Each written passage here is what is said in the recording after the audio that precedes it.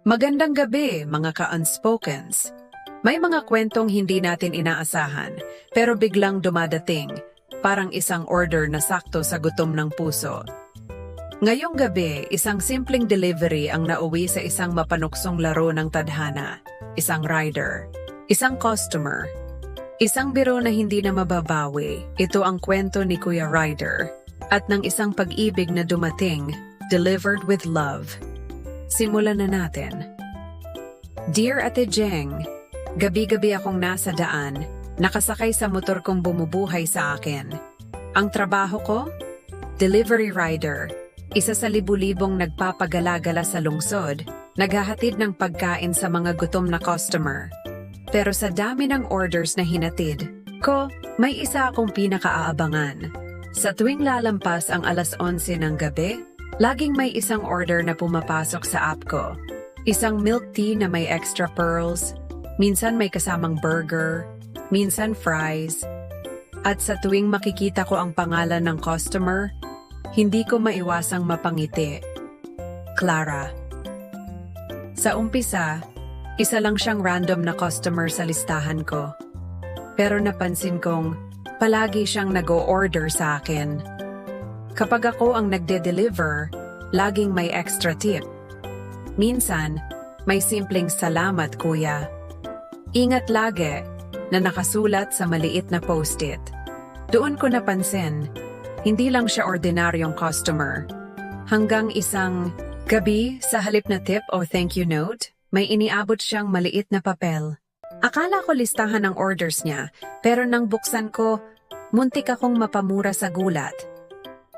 Kuya, sana ikaw na lang jowa ko. Natawa ako. Nagbiro rin ako pabalik. Pwede naman po ma'am. Basta walang refund. Pero sa loob-loob ko, ang puso kong matagal, nang nananahimik, biglang nagising. Ate Jeng, hindi ko alam kung biro lang yon o may laman. Pero simula nang matanggap ko yung note na yon, iba na ang pakiramdam ko. Sa dami ng babaeng pwede kong magustuhan, bakit siya pa?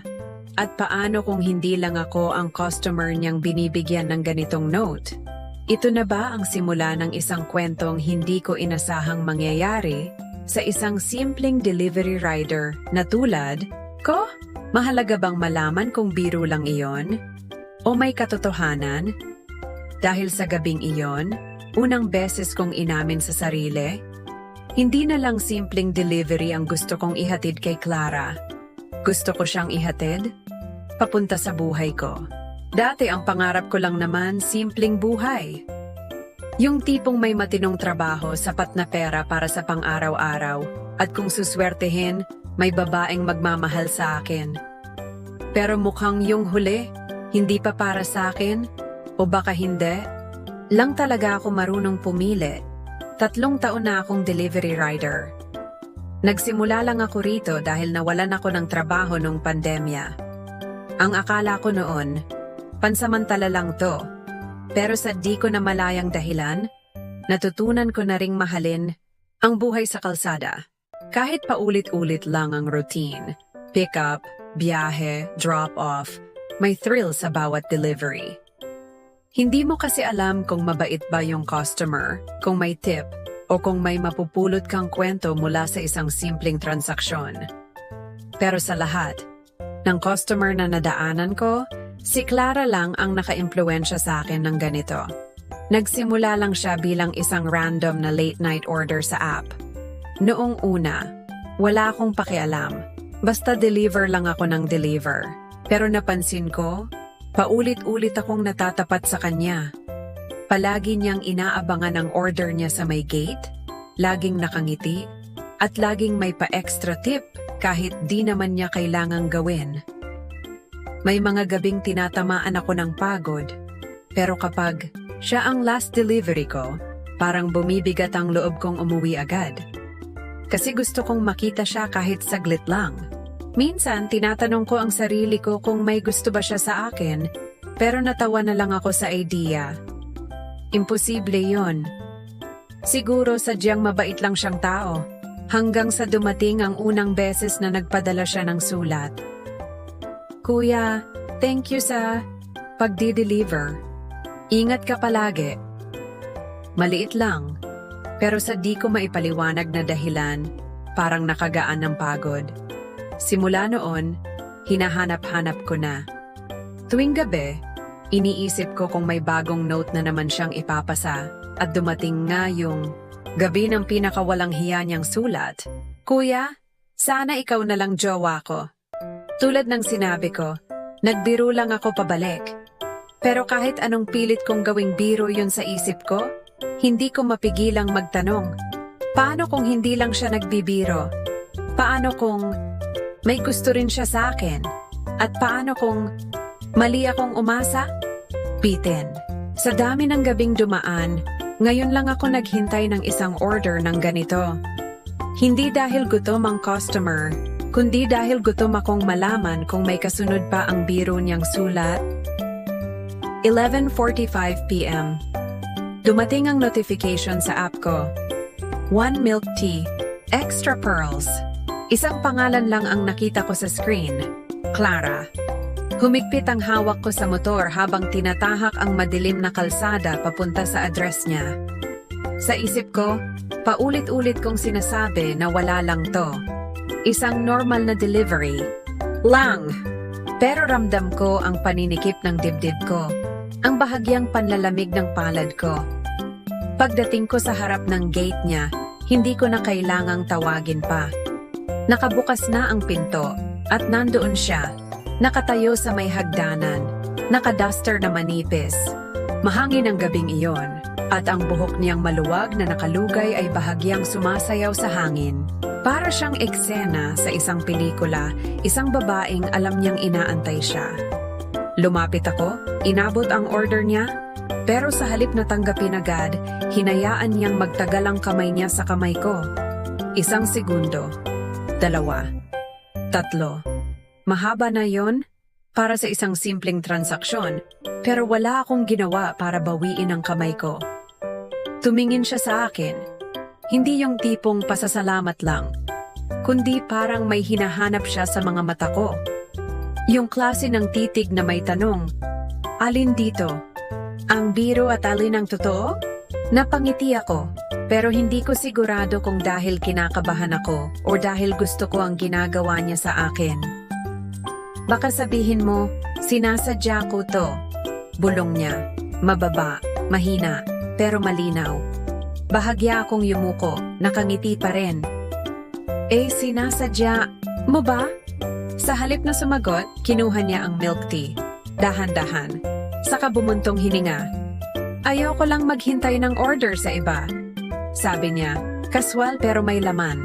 Hindi ko alam kung guni-guni ko lang, pero para bang nagdikit saglit ang dulo ng mga daliri namin bago siya bumitiw. Naramdaman ko ang init na iniwan niya sa balat ko, at ang init na unti-unting gumagapang sa loob ko. Wala kang kasamang maghintay? Tanong ko, hindi ko rin sigurado kung bakit. Napangiti siya, yung tipong alam niyang tinutumbok ko ang ibig sabihin. Wala, hindi ko naman kailangan ng kasama para maghintay, kung dumadating ka naman palagi. Nanatili akong nakatayo doon. Ang dapat na mabilis ang transaksyon, naging isang mabagal, maingat, at nakakapasong palitan ng titig at salita. At sa gabing iyon, isang bagay ang naging malinaw. Kung biro man ang sulat niya, ako na ang hindi na makasunod sa laro. Lusaw. Hindi na ito biro. Simula ng gabing iyon, hindi lang simpleng transaksyon ang bawat delivery. May bagong anyo na ang pagitan namin. Hindi na lang siya customer, hindi na lang ako rider. Parang may hindi nakikitang pader na nawala sa pagitan namin at sa bawat gabi na dumadaan, lalo lang itong lumalalim. At ngayon, narito ako sa harap ng pinto niya, hindi lang bilang isang tagahatid ng pagkain. Pasok ka muna, bulong niya habang tinatanggap ang order. Ang boses niya, mababa at mahina, pero parang may kung anong hinahatak sa loob ko. Alam kong dapat akong tumanggi. Pero hindi ko ginawa. Pumasok ako sa maliit niyang apartment. Maaliwalas, may amoy ng vanilla at isang bagay na amoy bahay. Isang bagay na nakakapanatag. Ang ilaw, dim at malambot, sapat para makita ko ang liwanag sa mga mata niya. Tubig? Tanong niya, pero hindi pa ako nakakasagot. Naramdaman ko na ang paglapit niya. Hindi yung tipong aksidente lang, kundi sinadya. Isang malambot na pagdampi ng braso niya sa akin habang inaabot ang baso sa mesa. Napatigil ako. Napatingin siya. Wala kaming sinabi, pero naramdaman ko ang tensyon sa pagitan namin. Nakatayo lang kami, halos magkalapit na. Ang init ng katawan niya parang lumalapit sa balat ko kahit hindi pa nagtatama. Hindi mo na kailangang umalis agad, bulong niya, malapit sa akin. Kung hindi ka nagmamadali, ang puso ko, bumilis. Ang hininga ko, bumigat. Alam kong hindi ito tama kung laro lang ang lahat. Alam kong hindi ako dapat mahulog kung wala naman akong sigurado. Pero nang tiningala niya ako, nang bumuka ang labi niya na parang may gustong sabihin, pero hindi sigurado, kung dapat, napalunok ako. Dahan-dahan kong inabot ang basong hawak niya, hinayaan kong magdikit ang daliri namin. Isang saglit na kuryente, isang mainit na tanong na wala pang sagot. Hindi ako nagmamadali, sabi ko, halos bulong lang. At sa gabing iyon, wala akong dinalang pagkain na mas matimbang pa sa init na iniwan niya sa isip at balat ko. At alam kong hindi na ako babalik sa dati. Sunog.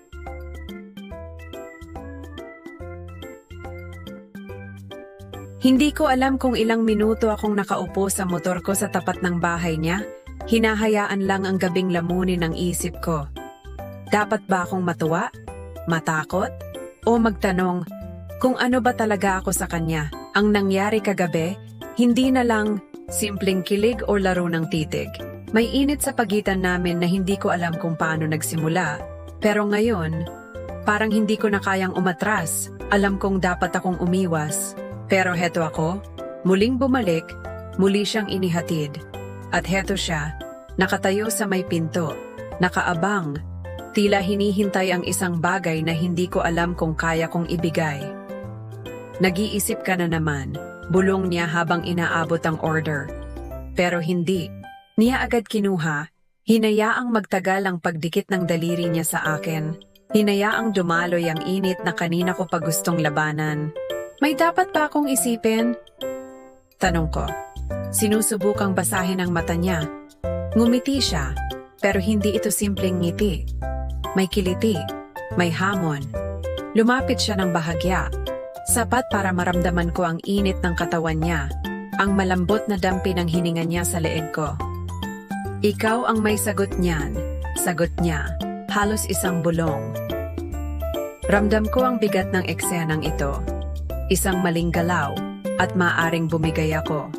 Pero bago pa ako makapagdesisyon, naramdaman kong dumulas ang kamay niya pababa sa braso ko, isang banayad. Nahaplos na nag-iwan ng apoy sa balat ko. Nag-init ang loob ko. Napapikit ako saglit, pilit nilalabanan ang hatak niya, pero nang dumilat ako, naroon pa rin siya. Malapit, nag-aabang, parang inaanyayahan akong bumigay. At sa isang iglap, hindi ko na napigilan ang sarili ko. Hinuli ko ang tingin niya. Hinayaang madaman niya ang tanong sa mga mata ko bago ako bumulong. Alam mong delikado to, di ba? Hindi siya umatras.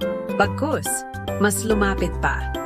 Kung hindi mo kayang tanggapin, aalis na ako ngayon. Bulong niya.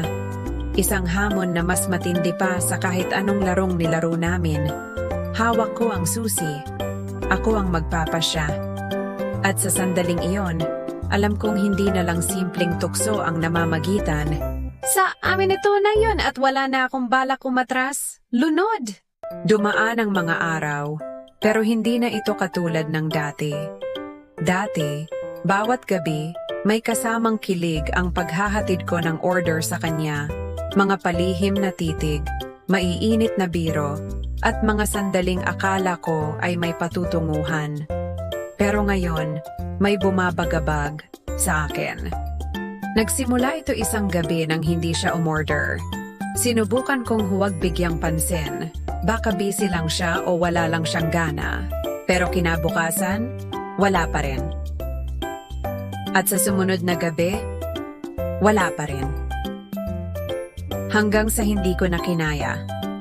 Nagpaandar ako ng motor at dumiretso sa bahay niya. Walang order, walang dahilan para pumunta, maliban sa isang tanong na hindi ako tinatantanan. Nakita ko siyang nakaupo sa harap ng bahay, hawak ang phone niya, malalim ang iniisip. At nang makita niya ako, saglit siyang natigilan bago bumuntong hininga. Akala ko, hindi ka darating? Mahina niyang sabi. Bakit hindi ka umorder? Tanong ko. Diretso. Ngumiti siya, pero halatang pilit. Baka kasi masyado na tayong nasanay sa ganito. Ramdam ko ang bigat sa boses niya, ang alinlangan sa mga mata niya. Anong ibig mong sabihin? Lumapit ako, hindi sigurado kung ano ang dapat kong marinig. Baka kasi, hindi mo ako gusto. Bulong niya. Baka gusto mo lang yung laro natin. Yung thrill, yung init. Pero hindi ako. Hindi ako agad nakasagot. Kasi sa totoo lang, hindi ko rin alam kung kailan ito naging totoo para sa akin. Hindi ko alam kung kailan ako bumigay, kung kailan ang biro ay naging seryoso, kung kailan ang laro ay naging mas malalim pa sa dapat nitong abutin. Pero ngayon, nakatayo siya sa harap ko, naghihintay ng sagot. At sa unang pagkakataon, ako naman ang hindi sigurado kung ano ang isasagot ko. Hindi ko alam kung ilang segundo akong nanatiling tahimik. Pero ramdam kong isa itong mabigat na sandali para sa aming dalawa. Hindi ko alam kung paano ko ipapaliwanag na gusto ko siya. Hindi lang bilang customer, hindi lang bilang isang babae na nagpaparamdam ng kilig, kundi bilang siya, ang Clara na gabi-gabing inaabangan ko. Ang Clara na kaya kong suungin ang ulan at pagod para lang maihatid ng maayos ang order niya. At ang Clara na, sa hindi ko maipaliwanag na dahilan, hindi ko kayang mawala.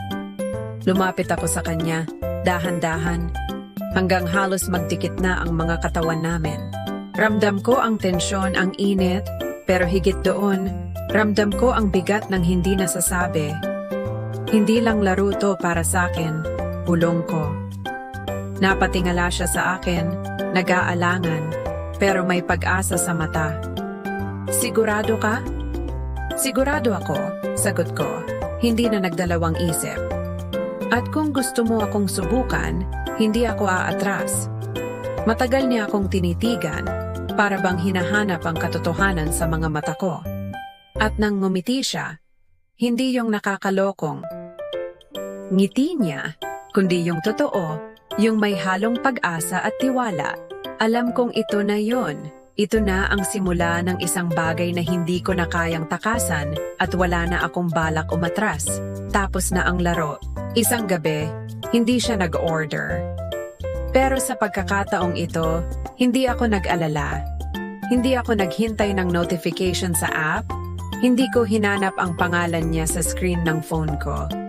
Dahil alam kong hindi ko na kailangang hintayin siya. Ako na mismo ang pupunta. Pagdating ko sa bahay niya, nandoon siya nakaupo sa hagdan, mukhang hinihintay ako. Walang pagkain sa kamay ko ngayon. Walang paper bag na iaabot. Ako lang, lumapit ako. Ngumiti siya. Wala kang delivery? Tanong niya. Nakataas ang kilay, pero may kilig sa boses niya. Mayroon? Sagot ko. Humakbang palapit hanggang halos magdikit na kami. Pero hindi pagkain. Pumikit siya saglit. Parang pinoproseso ang sandali bago niya inabot ang kamay ko. Mainit, pamilyar, hindi na tulad ng dati na may halong pag-aalinlangan. Hindi ko alam kung paano tayo napunta rito, bulong niya. Napangiti ako. Ako rin. Tahimik, naming tinanggap na minsan, ang buhay ay parang isang hindi inaasahang order. Hindi mo alam kung ano ang darating. Kung darating ba talaga, o kung matatanggap mo ito ng buo. Pero kapag dumating na, wala ka nang magagawa kundi yakapin ito at tanggapin.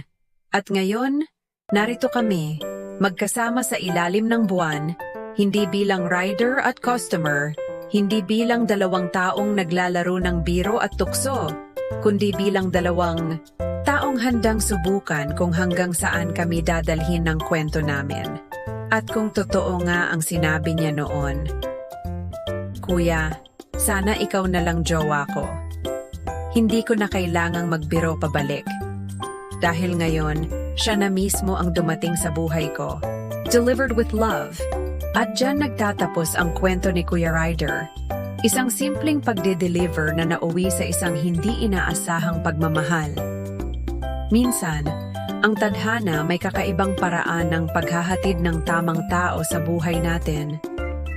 Hindi laging mabilis, hindi laging klaro, pero kapag dumating, alam mong para sa'yo.